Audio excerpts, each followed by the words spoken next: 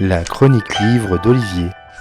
La fin des années 70 a été ponctuée par moult événements géopolitiques qui ont affecté l'international et donc par voie de conséquence notre hexagone. Déjà, la Palestine était une terre de conflit avec le FPLP de Yasser Arafat à sa tête. Deuxième choc pétrolier pesait de tout son poids sur l'économie française. Mais à cette époque aussi, la France a peur, comme l'affirmait Roger Giquel, le présentateur du journal de 20h. Jacques Messrine, l'ennemi public numéro 1, faisait régner la terreur auprès de la population française et mettait à cran toutes les forces de police et de gendarmerie avec à sa tête le célèbre commissaire Broussard. Benjamin Dierstein nous plonge dans cette période dans son livre intitulé Bleu, Blanc, Rouge, paru aux éditions Flammarion. Marco Paolini et Jackie Liénard sortent de l'école de police au printemps 1978. Les deux inspecteurs vont vite être mis à contribution à enquêter sur un trafiquant d'armes du nom de Geronimo. À côté de cela, les services secrets français surveillent les agissements d'activistes gauchistes proches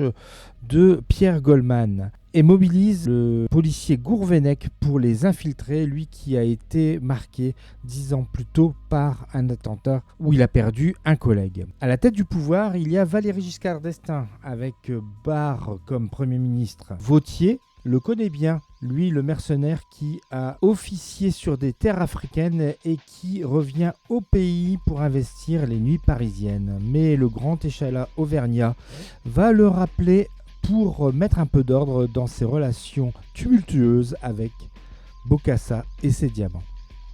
C'est le livre que vous devez prendre pendant vos vacances. Mais attention, vous n'allez être plus là pour personne, tellement vous allez être happé. Premier volume d'un triptyque, ce volet est une réussite en tout point.